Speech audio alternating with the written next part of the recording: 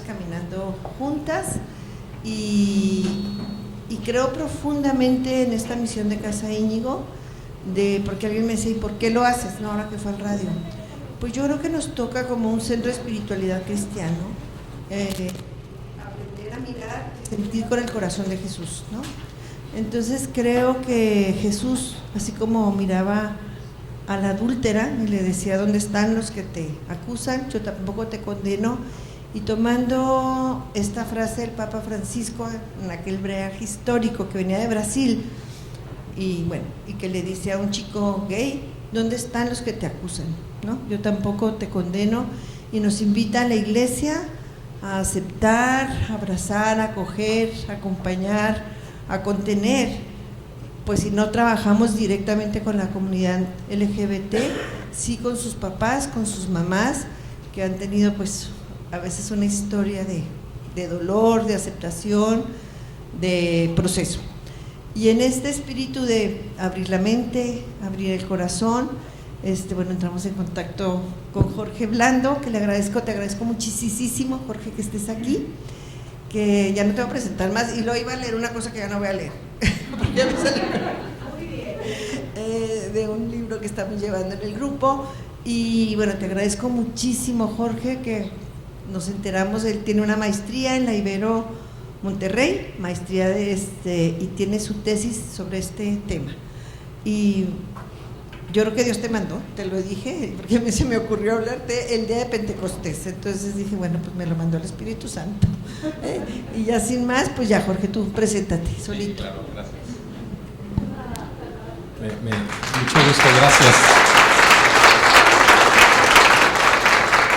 Me llamo Jorge Blando Martínez, católico desde nacimiento, por bautizo, pero además por mucha fe, con mucho cariño, y que me siento muy amado por Dios, siempre me he sentido así, y fui acólito de niño, organicé misiones católicas, participé en retiros de evangelización en la parroquia que me tocaba, llegué a contemplar la posibilidad de sentir un llamado, hasta que conocí a Vero, mi esposa, y bueno, pues me casé y entonces me fui por este camino, ¿verdad? Tenemos 3 hijas, la primera de ellas nació en la Ciudad de México y las otras 2 ya en Monterrey, porque tenemos 26 años viviendo en Monterrey. Tengo 34 años trabajando en el TEC de Monterrey, los primeros 26 en el Sorteo TEC. ¿Han oído hablar del Sorteo TEC? Bueno, fui director general del Sorteo TEC por unos 14 años, y ahora estoy como vicepresidente de Educación Continua en el Tecnológico de Monterrey. Además formo parte del Comité de Inclusión y Diversidad del TEC de Monterrey. No crean que aporto mucho, porque más bien aprendo ahí, y formo parte también del Consejo del Centro Cultural Loyola de Monterrey. Tengo 2 maestrías, nada que ver con el tema, una en Legal y Business School, otra en Tecnologías Educativas, pero ahorita les voy a explicar por qué estudié la maestría de Desarrollo Humano. Me acabo de terminar, es mi estreno en un público, entonces por favor, no soy experto, tengo experiencia, que es distinto, experiencia de diversidad. Nadie entiende el tema hasta que lo vives, hasta que realmente lo vives, y ahorita os voy a platicar un poquito de mi historia y por qué me metí a la maestría de Desarrollo Humano y por qué hice mi tesis en lo que hice. Agradezco que me hicieron este dibujo muy bonito, me encantó así para convocar. Yo le dije a Margarita, mira, con que estén ustedes 2 o 3 ya, ahí está Jesús, así que yo me siento en paz. Cuando vi el auditorio ya me asusté, ¿verdad? Entonces, bueno, si me hacen una pregunta tienen que hablar fuerte, porque ya estoy quedándome sordo. Debería traer aparato en los 2 lados. Entonces, seguramente que hay gente que me entiende, entonces también si no me escucha, me dice y hablo más fuerte. Pero bueno, la propuesta es un poquito hablar de la espiritualidad que abraza, aunque no es en sí el motivo de mi tesis. Ahorita les platico cuál es el nombre de mi tesis. Salieron unos hallazgos en la investigación que ayudan a entender y a reflexionar sobre el tema de la espiritualidad en este tema. Pero bueno, primero les comento, en finales de 2019 estábamos mi esposa y yo invitamos a mi hijo Jorge Santiago Blando Ortiz, el mayor, a que nos acompañara a un concierto, creo que era de Julieta Venegas, ahí en el Show Center, allá en Monterrey. Y fuimos y él dijo, yo voy a invitar a 2 amigas. Perfecto, bien, teníamos 5 boletos porque somos 5, y las otras 2 hijas no podían, entonces pues invitar a 2 amigas. Fuimos al concierto, padrísimo, bien emocionados, claro, ellos adelante porque no quieren convivir con nosotros y nosotros acá, ¿no? Ya como buenos adolescentes, ¿verdad? Y entonces estábamos en el concierto, termina el concierto y me dice mi hijo: papá, nos vamos a ir al antro allí al barrio antiguo. No, hombre, ya son las 12 y pico, ¿qué van por allá? Ya saben, la inseguridad, todos estos temas de los papás, ¿verdad? ¿Por qué no mejor vamos, yo los invito a unos tacos? Ya, los llevé y los fuimos a comer unos tacos. Fueron a la casa después, ya era como la 1 de la mañana, y Jorge Santiago le dice a mi esposa: oye, ¿me prestas la camioneta para llevar a Astrid, una buena chica, una amiga de ella, muy cercana? Y entonces van a dejarla a su casa. Mi esposa y yo nos dormimos, nos acostamos, era la 1 de la mañana, y ya saben el sexto sentido de las mamás, como que a las 2:30, 3 de la mañana, pues no ha venido a dar el beso, no ha llegado, y le marca a Santiago: Santiago, ¿dónde andas? ¿Por qué no has llegado? Y seguramente está noviando, ¿verdad? Lo que pensamos, ¿verdad? Y dice: en el Hospital San José del TEC. ¿Y qué haces en el Hospital San José del TEC? ¿Tuviste un accidente? ¿Estás bien? ¿Chocaste? ¿Qué te pasó? Vengan, por favor. Entonces yo así bien dormido me despierta que Santi está en el San José, que tenemos que ir a urgencias, vámonos. ¿Pero cómo? ¿Qué pasó? ¿Chocó? ¿Qué? No sé, no me dijo. ¿Pero cómo no te dijo? O sea, entonces ahí vamos, pues manejando del sur al Hospital San José. Llegamos y nos reciben en urgencias la psiquiatra del hospital y nos dice: es que su hijo vino aquí a pedir contención por ideación suicida. ¿What? ¿Cómo? ¿Pero cómo? ¿Por qué o qué? Te dan esa noticia a las 3:30 de la mañana cuando nunca te lo esperas y te impacta fuertemente. Entonces, pero quiere hablar con ustedes. Y entramos, mi esposa y yo, y nos dice: papá, mamá, lo que pasa es que yo no me siento identificado con el género masculino y me llamo Camila. ¿Qué estás hablando? O sea, Santiago, ¿qué te pasa? No, a ver, nos dice la psiquiatra: tienen que llevarlo, aquí no tenemos lugar psiquiátrico, hay riesgo en su vida. Venía manejando en la carretera y deseó estamparse, o sea, le empezó a acelerar a la camioneta y se imaginó chocando en el muro de contención hasta que vio un letrero que decía Hospital San José Tecnológico Monterrey. Pues como, pues yo he vivido toda la vida ahí, ahí estudió, y allí nacieron las hermanas, en el Hospital San José, pues se acordó de papá y eso le salvó la vida y se fue mejor al hospital a pedir ayuda al hospital. Entonces tuvimos que llevarla al hospital de Nuevo León, allí el UNI, y ahí nos hicieron el favor de preparar la contención. No se quiso quedar, nos lo llevamos a la casa con todo el riesgo que implica, nos la llevamos, perdón, porque comprenderán que cuando hablo del pasado hablo de Jorge Santiago, y cuando hablo ya del presente hablo de Camila, por eso me presenté que tengo 3 hijas. Y entonces lo llevamos y empezamos a asimilar este proceso. No estábamos preparados para ello, no sabíamos qué hacer. Mi esposa es psicóloga, pero es psicóloga organizacional, está más orientada a lo laboral. Yo soy ingeniero mecánico administrador, ni idea. Mi papá, un hombre bueno y todo, pero pues macho, ¿verdad? De los de acá y sentado, que mi mamá le sirva, ¿verdad? Pues yo también un poco heredando eso. Entonces nadie me habló de eso, yo no sabía de eso, de verdad. Una vez Jorge Santiago nos había invitado a ver una película y salí y dice: ¿qué opinas, papá? Y yo salí diciendo: oh, qué película tan mala, o sea, no entiendo, porque era de un chico trans. Yo salí así como: esto no estoy de acuerdo. O sea, yo estaba en esa posición de no entender y de juzgar y de criticar, pues hasta que la vida me dio. Pero la vida, y les dije que al principio que Dios me ama mucho y me quiere mucho, me preparó para eso y yo no me di cuenta. ¿Cómo me fue preparando? Pues tomé un programa, un diplomado en el Centro Cultural Loyola con el padre Diego, que se llama Liderazgo al Estilo Ignaciano. Y el padre Diego es muy lindo, muy pausado y muy tranquilo, ya mayor.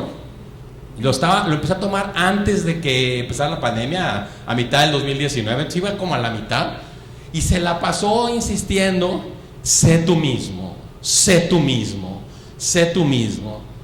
Como que el liderazgo ignaciano tiene que ver con ser tú mismo, porque Dios te pensó y te creó único e irrepetible, y si tú eres esa versión, sigues ese camino, la razón por la cual fuiste creado. Entonces, pero uno no entiende, ¿verdad? O sea, sé tú mismo, claro, soy yo mismo, soy Jorge Blandi, ¿qué vas a hacer? Pero no lo entiendes, pero me fue sentando las bases.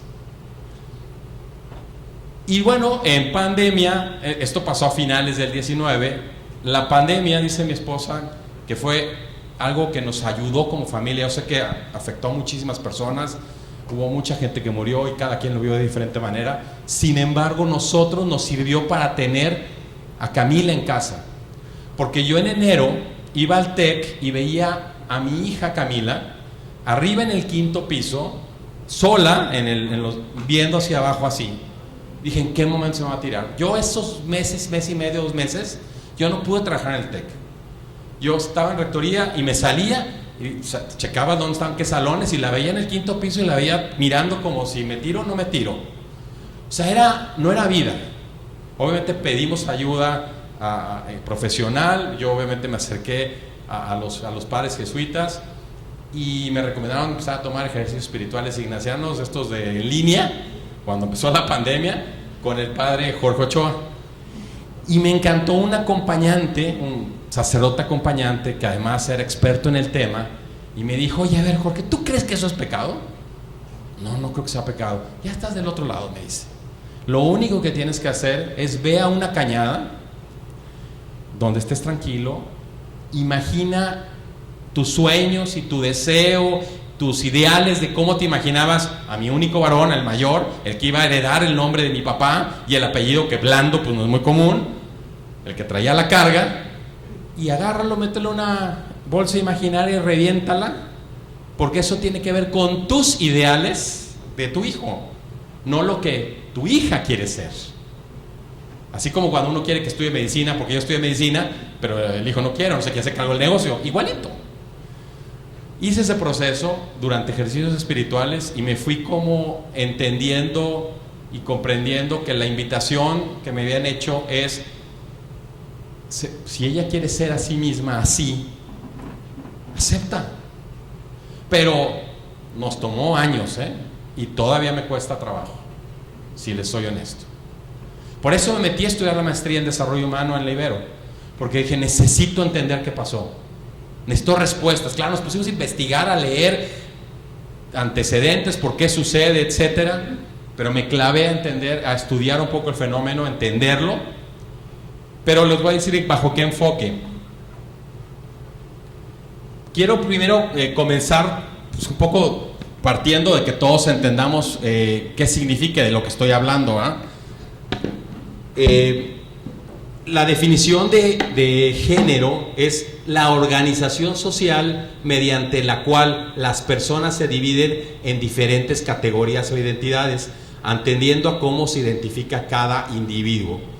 Es decir, tenemos roles en la sociedad. Y entonces, a mí mi papá me enseñó a hacer el rol del proveedor, del trabajador, del macho, del que defiendo a la familia. Y pues a mis hermanas, oye, sírvele, ¿verdad? A tu hermano también sírvele, no nada más al papá, ¿verdad? Nos enseñaron roles. Yo jugaba con carritos y con soldados, ¿verdad? Mis hermanas con las Barbies, las muñecas.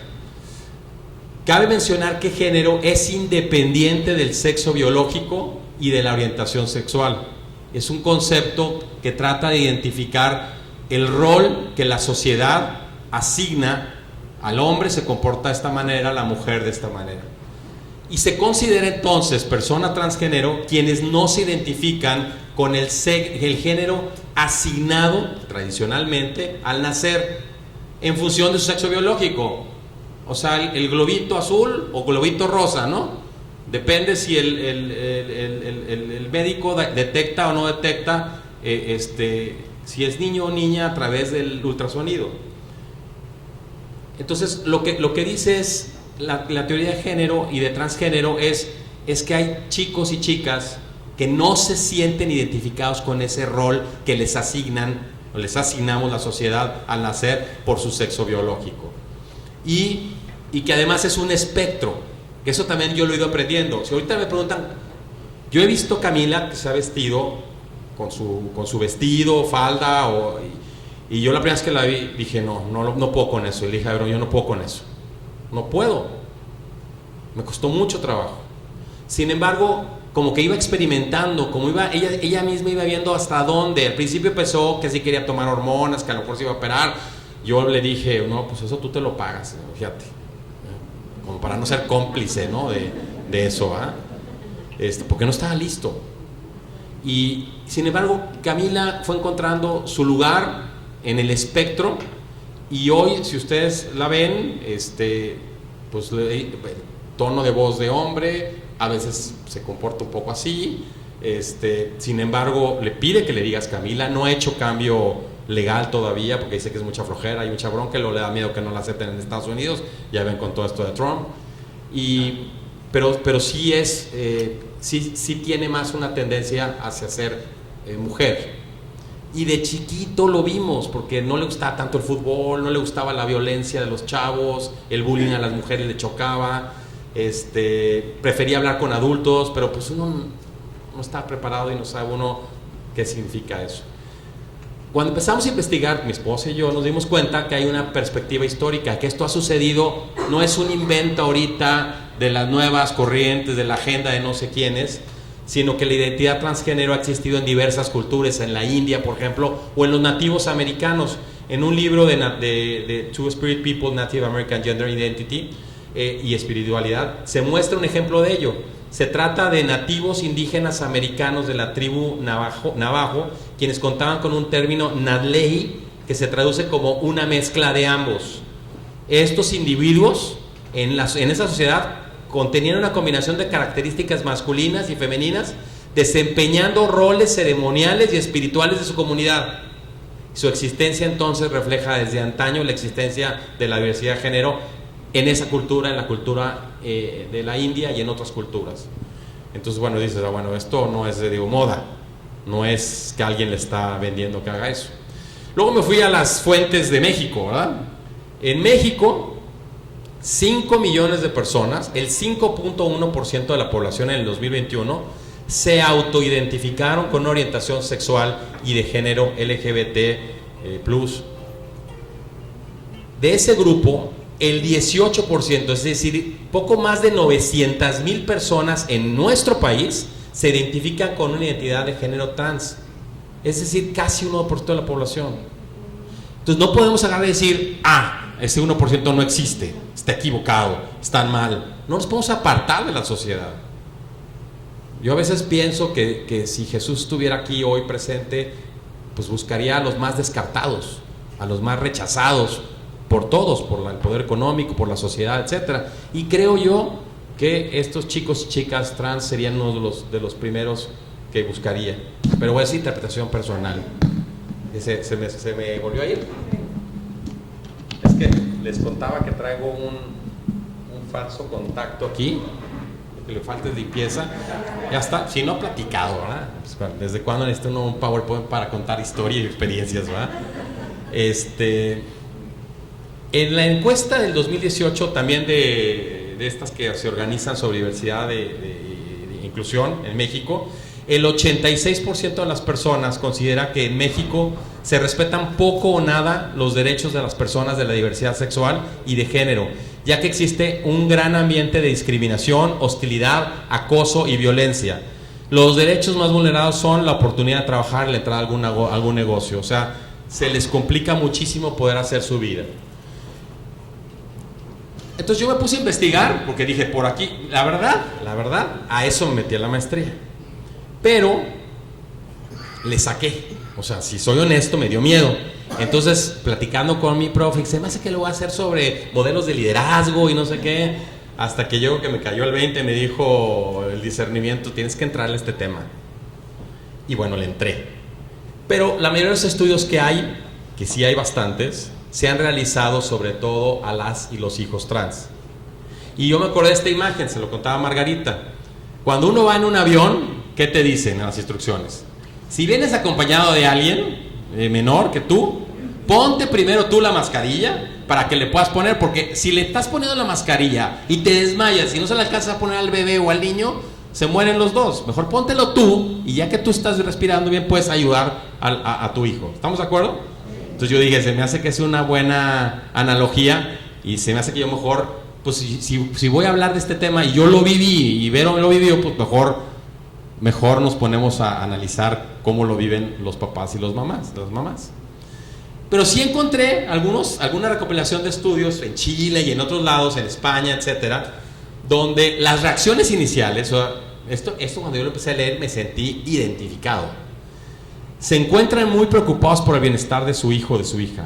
Se sienten culpables por no reconocer la disforia de género con anterioridad.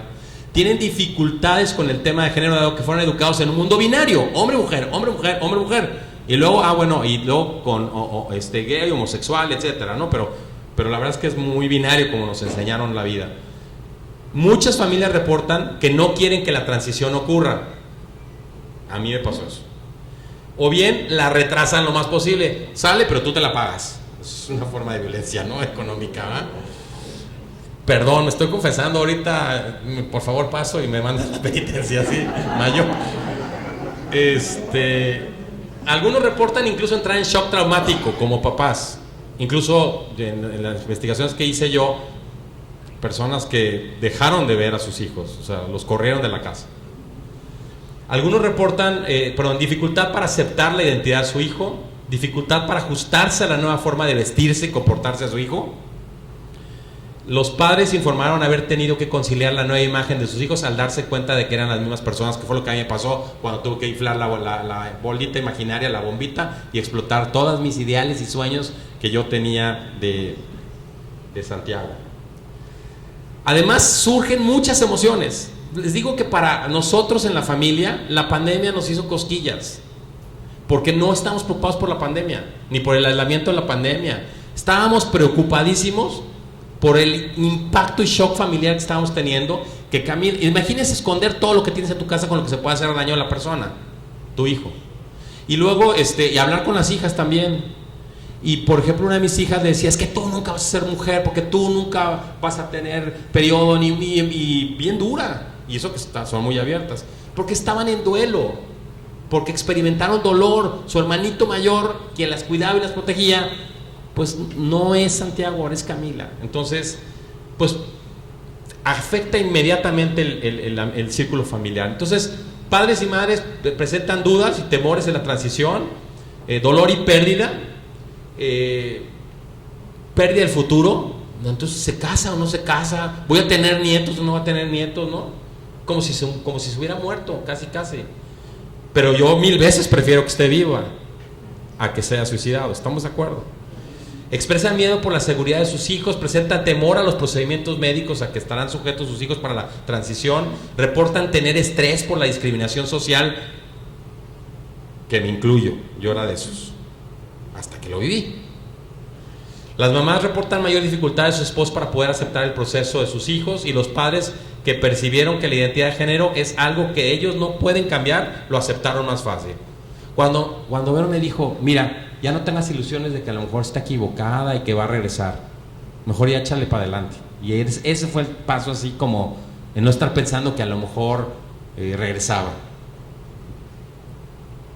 Entonces, mi tesis fue, y la acabo de terminar, la presenté el 10 de mayo del 25, y por cierto ese día murió mi mamá ese día. Entonces para mí es muy significativo esta tesis, porque fue la última conversación que tuve con mi mamá cuando me dijo que le daba mucho gusto que había terminado la maestría, y en la tarde muerte de santa, o sea, viendo Netflix, se despidió de su acompañante, le dio las gracias, y pues no alcanzamos ya sobre todo mi hermana, porque vive en México, no alcanzó a verla ya. Entonces lo que hicimos fue el proceso de acompañamiento a madres y padres de personas trans, para que puedan aceptar incondicionalmente y tener empatía con sus hijas y con sus hijos. Ese fue como mi foco, porque yo lo viví y me costó mucho trabajo. Entonces quería entender por qué cuesta tanto trabajo. Entonces, estas vivencias han sido poco exploradas. Sí se sabe poco, hay poca investigación, pero lo que sí se ha visto es que falta aceptación familiar, y esa falta de aceptación familiar incrementa drásticamente el riesgo de suicidio en las personas trans, especialmente en la etapa de la adolescencia. Fíjense el dato del estudio. El riesgo del intento suicida es 13 veces mayor en adolescentes trans que no cuentan con apoyo familiar. O sea, cuando lo rechazan sus papás y sus mamás por todas estas cosas que ya dijimos hace rato, de miedos, emociones ahí, falta de conocimiento, entendimiento. Según un estudio realizado en México, 7 de cada 10 personas trans han pensado en el suicidio y 4 de cada 10 lo han intentado. O sea, estas 900,000 personas, 360,000 se han intentado suicidar, entre ellas mi hija. O sea, es un problema importante y real. Es un problema de salud mental también. 2, la transición de género de un hijo puede detonar una crisis emocional en los padres. Y entonces los padres, se supone que estamos para apoyar a los hijos, pues también entramos en crisis. Y ahora ¿quién nos podrá ayudar? Apenas el chanfle, ¿cómo se llama? El chapulín colorado, ¿verdad? Vivida como un duelo o pérdida de expectativa de identidad. El duelo no es por la pérdida del hijo, sino por la pérdida de la imagen que tenían de él o ella. Por eso agradezco mucho a la acompañante de los ejercicios espirituales que me hizo dar ese paso. El acompañamiento familiar genuino y empático es un factor protector frente a la ideación suicida y favorece el desarrollo integral de la persona, de tu hija y de tu hijo, que es lo que queremos. Entonces, diversas investigaciones coinciden que ese apoyo es el factor protector más importante. O sea, podemos bajar la tasa de suicidio en los jóvenes trans si lo que hacemos es aceptarlos como son, es apoyarlos. Seguramente esto puede extrapolarse a otras diversidades en el arco iris, ¿verdad? Sin embargo, el rechazo familiar hacia las personas trans sigue siendo alarmantemente alto. En la encuesta del 2018, la mitad de las personas de orientación sexual diversa prefirió no hablar de ello con su padre, ¿ok? La mitad. Y 30 tampoco lo hicieron con su madre o hermanas y hermanos. Solo 1 de cada 4 personas reportó rechazo directo y solo el 30 de los pares de personas trans mostraron apoyo total y el 37 en el caso de la madre. Es decir, el 30 se apoya y el otro 70 no. Pero muchos ni se enteran. Yo me tardé en enterar. ¿Cómo me enteré? En una llamada a las 3 de la mañana. Oye, Santiago está en el hospital. Así fue como yo me enteré. Porque seguramente era muy rudo, ¿verdad? Por eso no pudo hablarlo conmigo. Pues yo era de esos de la estadística. Seguramente si encuestaban a Jorge Santiago en ese entonces, pues seguramente yo estoy ahí en la estadística. No lo digo con orgullo, lo digo con mucha vergüenza, pero bueno, ya aprendí. Los problemas familiares son la principal causa del riesgo suicida en jóvenes trans, ¿no? Reportó un 28.7 haber pensado en suicidarse. Y la causa principal de la idea de intento fue problemas familiares y hasta de pareja. Porque hay quienes lo hacen cuando ya están casadas o casados. El proceso de aceptación comienza con reacciones de shock, rechazo, desconocimiento por parte de madres y padres. Y bueno, algunos consultan profesionales para terapia de conversión, ya que consideran que es una confusión y que eso va a pasar.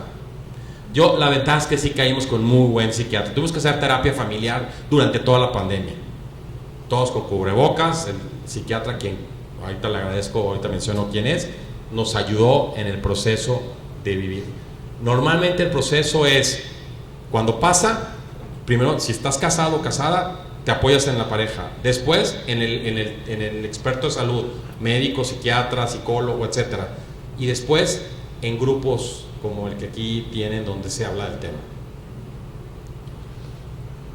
Entonces, dado que es un problema muy complejo y hay un tránsito porque estás en miedo, en confusión, en culpa, necesitamos, los papás están en un proceso que no entienden, no pueden ayudar a los hijos, entonces hay que ayudar a los papás y a las mamás para que puedan realmente ayudar a los hijos. Ese es un poco el tema. Entonces mi pregunta de investigación fue esa. Dice, oye, ¿de qué manera un proceso de acompañamiento a padres y madres de personas trans puede apoyar a la aceptación incondicional y a la empatía a sus hijos? Entonces ese era mi objetivo, pues analizar la influencia del proceso y ver si realmente acompañando puedes lograr mejorar la empatía y la aceptación. Y además otros objetivos específicos, resalto el 3, investigar cómo el proceso de acompañamiento contribuye al desarrollo, y el 4, implementar un proceso de acompañamiento que armonice con las creencias y prácticas del sistema religioso católico, porque soy católico. Yo dije, pues si no, ¿por qué me meto en otra religión si ni la conozco? Mejor de la que sí le conozco, ¿verdad? Sí la he vivido. Entonces, el marco teórico, me puse a investigar muchísimo, ¿ok? Investigué qué es la identidad de género, cómo es una construcción social y psicológica independiente al sexo biológico. Hay autores, John Monnet, Simone Weil, Judith Butler, que ellos hablan muy a profundidad del tema. También me puse a revisar teorías que tratan de explicar, no probadas todavía, son teorías del desarrollo de identidad, biológicos, psicoanalíticos, cognitivos, sociológicos, culturales. Encontré un estudio de habla ya de neurociencia donde habla que está diferentemente conectado el cerebro de una chica o un chico trans al ordinario, pero pues todavía se está estudiando el tema. Experiencias de padres y madres con hijos trans. El proceso, ya les dije, inicia con confusión, miedo, rechazo, etcétera. Entonces hay 3 autores ahí, Debord, Espinosa, etcétera, que hablan de este tipo de proceso. También los factores socioculturales influyen en la aceptación. Nuestras creencias religiosas, las normas sociales, la presión del entorno afectan profundamente. Y hay otros 3 autores. O sea, no creo que me la estoy inventando, pues lo que les quiero decir, o sea, lo investigamos, ¿verdad? Y acompañamiento desde el enfoque humanista, estudié mucho Carl Rogers y cómo cuando la persona se siente escuchada, respetada, aceptada incondicionalmente, florece. Y eso me fascina. Pensar que todos podemos florecer cuando tenemos con quién recargar nuestra cabeza en su hombro. La metodología no voy a meter, pero sepan que hubo metodología, es fenomenológica, es empírica, fue a través de encuestas semiestructuradas de forma virtual con papás y mamás trans, y me ayudé luego a transcribir las sesiones que las grabé con la inteligencia artificial y es una chulada, porque ya no tienes que escribirla. ¿Te acuerdas cómo te tardabas de aquí ya lo pones, cómo te lo pone? Y ya entonces ya puedes entrar al análisis más fácil. Lo hice en marzo del 25, aunque toda la investigación duró 1 año y medio, o sea, todo el 24 y la mitad del año el 25, o sea que está calientita y es la primer grupo donde la presento, aparte de Libero Monterrey, donde pues, para que me dieran así el cheque. Fueron entrevistas profundas a 5 mamás y a 2 papás de personas trans, pero profundas. Que son voluntarios, fueron voluntarios.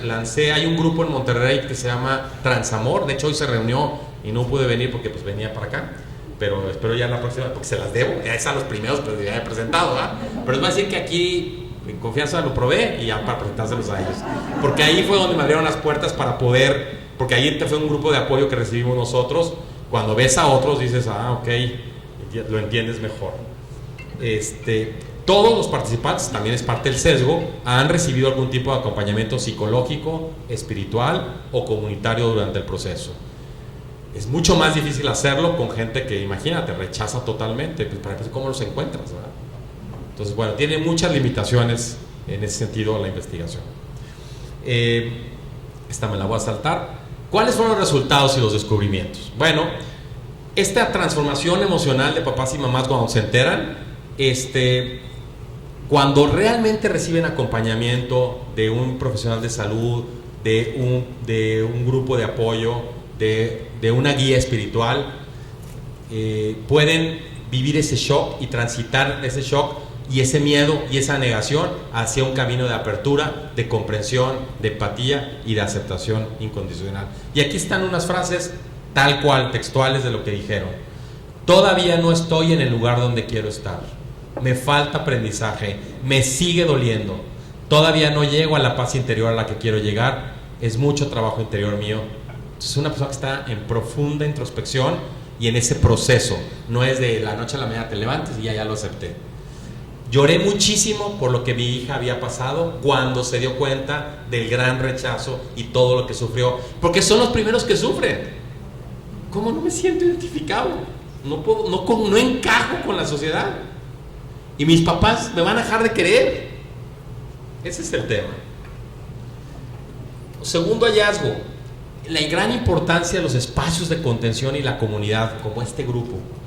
Los grupos de acompañamiento y las conversaciones con otras familias en situaciones familiares fueron altamente valorados. Escuchar experiencias ajenas genera identificación, alivio emocional y aprendizaje colectivo.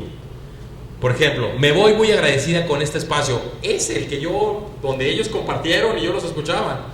Pues nos estás dando voz. De compartir con extraños que comparten la misma situación te ayuda.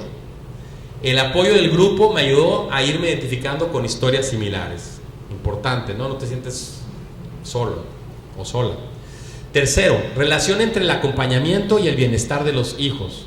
Las madres y padres identificaron que su propio proceso de aceptación tuvo un impacto directo y positivo en la salud emocional de sus hijas.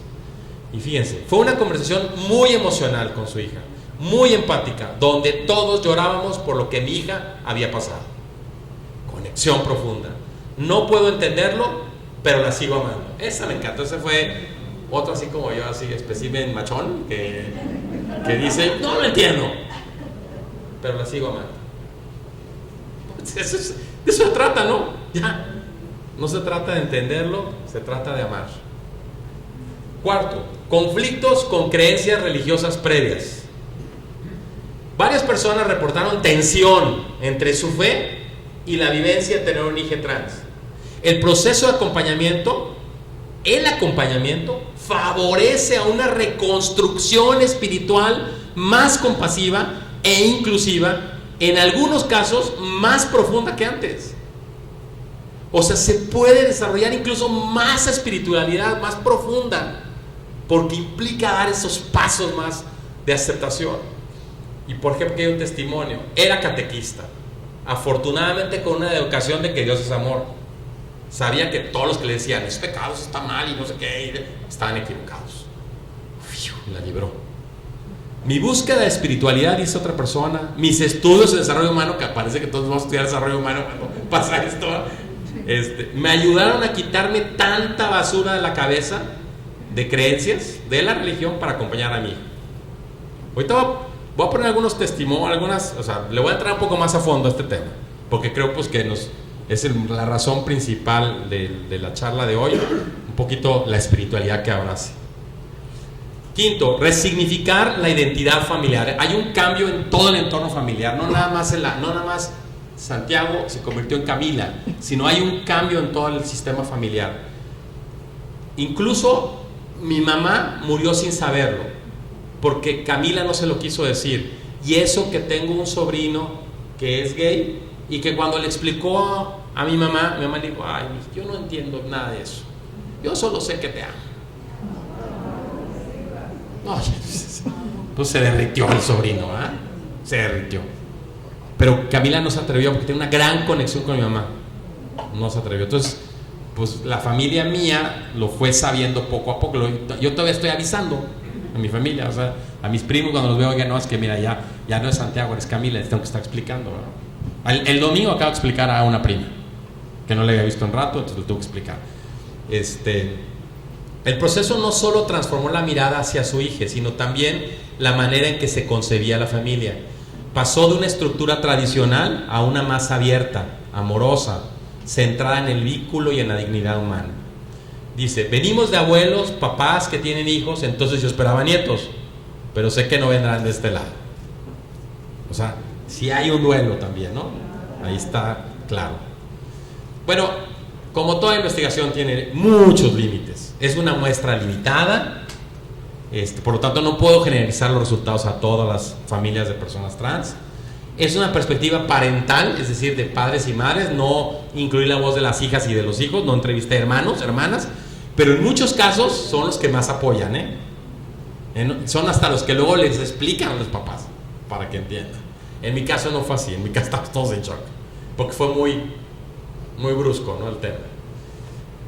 Condiciones previas de apertura. Los participantes que estuvieron en la investigación ya llevaban procesos de reflexión, de acompañamiento en el grupo Transamor.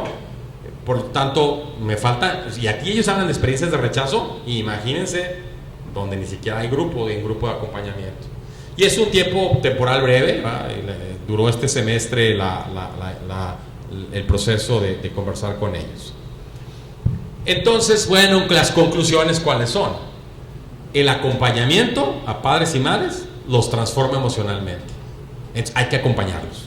porque eso promueve vínculos más sanos y amorosos con sus hijas. O sea, hago esto, le pongo el oxígeno, la máscara, y puede ayudar a sus hijos. Entonces, normalmente nos volcamos a los hijos.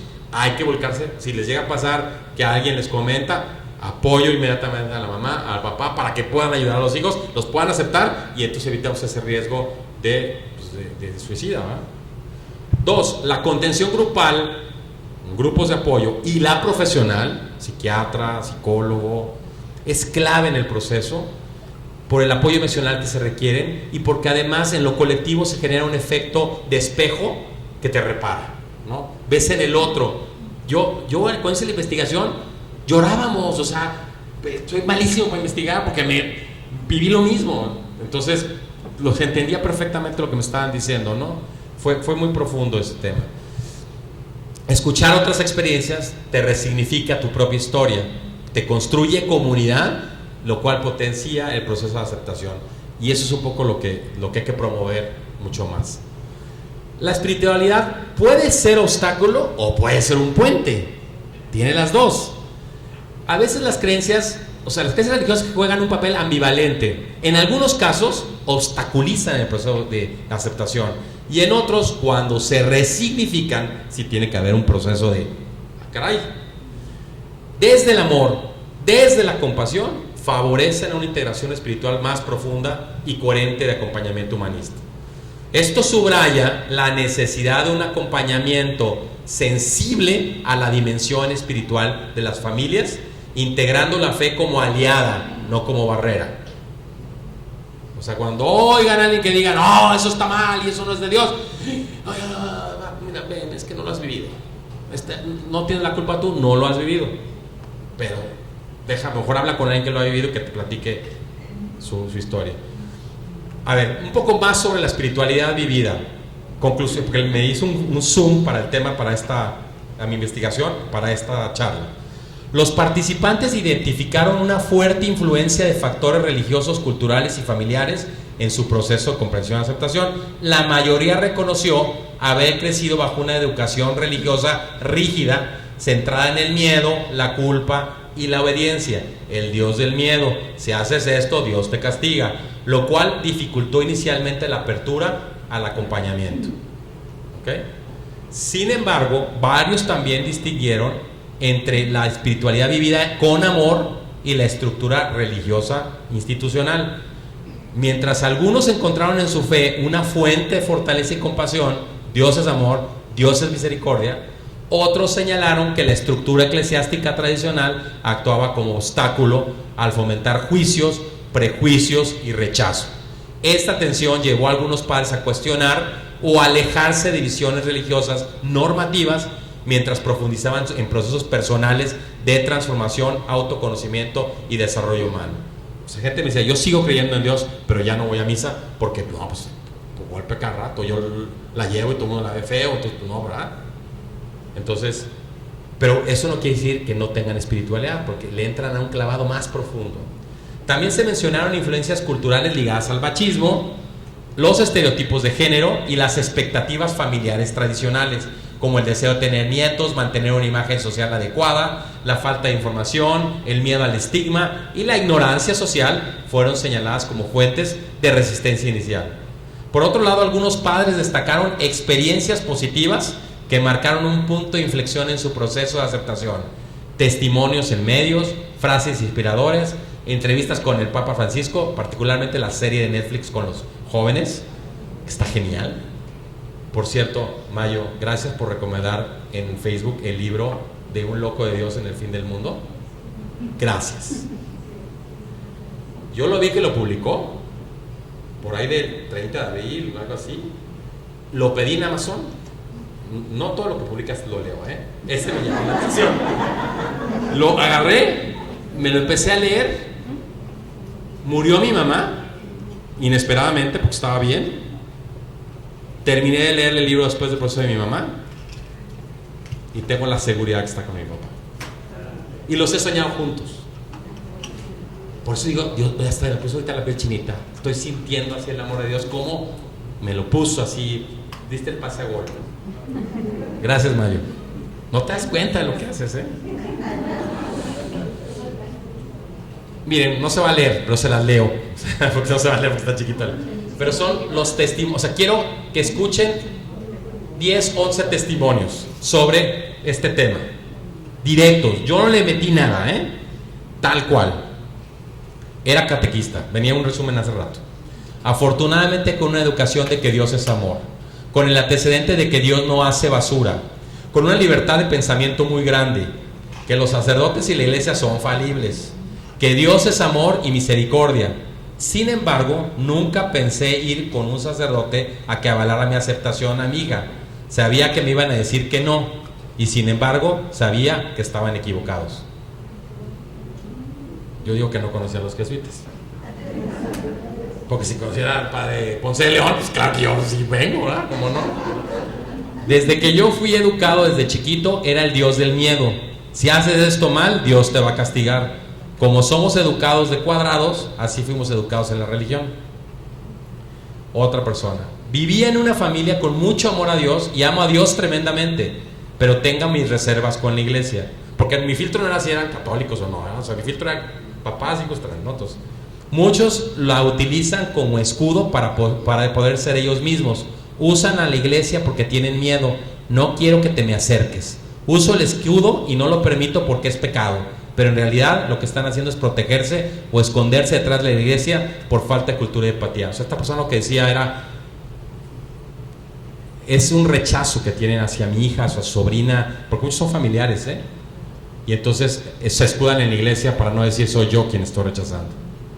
Mi búsqueda de espiritualidad, mis estudios en desarrollo me ayudaron a quitarme tanta basura de la cabeza. Ya lo habíamos visto eso. Venía regresando de un viaje espiritual personal y eso me abrió los caminos, y ahí me di cuenta que no estaba poniendo atención a lo que mi hijo me estaba diciendo, algo importante que yo tenía que poner atención, y ahí comenzamos el acompañamiento. En este caso, esta mamá es un niño, no, ni siquiera es joven.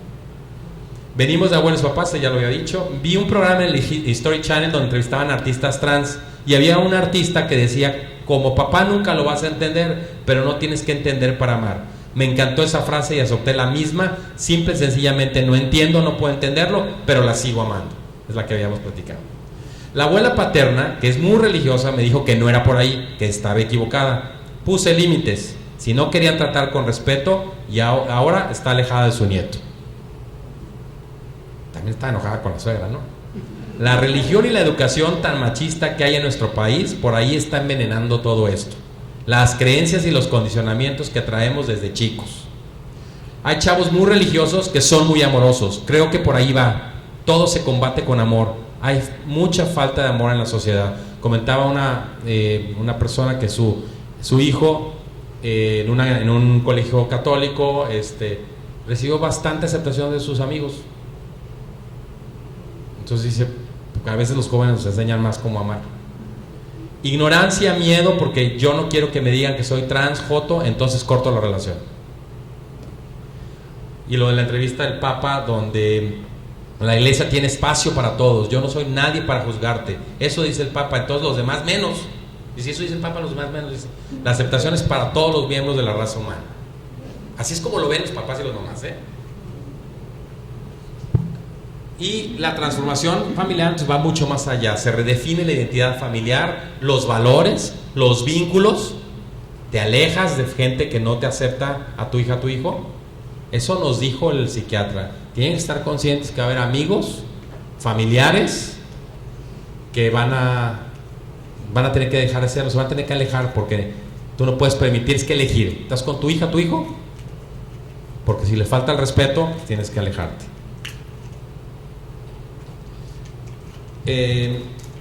Otros testimonios, ya no tanto de espiritualidad sino del proceso. Yo tuve una niña y niña te vas a quedar, así decía la mamá. Me costó mucho soltar eso, soltar mi idea de hija. O sea, la primera reacción: tuve una niña y niña te vas a quedar, ¿no? Como mi hija Jimena: no, es que tú nunca vas a ver lo que es un periodo. Lloré días enteros, no por él sino por mí, porque sentía que había perdido algo que nunca existió, la pérdida. Entendí que no se trataba de mi aceptación, sino de aprender a amarlo como es, no como yo lo imaginé. Me di cuenta de que estaba corrigiéndole todo, cuando lo único que necesitaba era que estuviera ahí, sin juzgar. Amar sin condiciones no es fácil. pero cuando lo logras, te liberas tú y lo liberas a él, a tu hijo. Bueno, ahí hay alguna bibliografía, pero hay muchísima más. Y bueno, agradecerle en primer lugar a mi maestra de vida, Camila, porque la que me enseñó esto es Camila. La invité, no quiso venir. Bueno, dice que no me dijo así, pero yo creo que no quiso venir, porque también le invité a mi presentación de tesis y tampoco quiso estar. También me vio trabajando hasta altas horas de la noche en la investigación y le decía, mira, ¿quieres que te platique? No me platiques. O sea, porque también trae su proceso todavía, pero se lo agradezco, es mi maestra de vida. A Vero, mi compañera con quien vivimos este proceso. Si hubiera estado solo o ella sola, no lo hubiéramos podido vivir. Mariana y Jimena, que reconfiguraron la vida familiar. Al principio rechazaron y ahora las superhermanas cariñosas y la aman y la aceptan tal cual. A los padres de la comunidad jesuita por ayudarme a conocer mejor al Dios amor, al doctor Miguel Valdés, el psiquiatra que nos ayudó en terapia familiar durante la pandemia, al grupo Transamor y a los padres y madres que participaron en la investigación, a César, mi profesor, por su paciencia, entusiasmo y guía, y pues también a ustedes por haberme escuchado. Muchas gracias.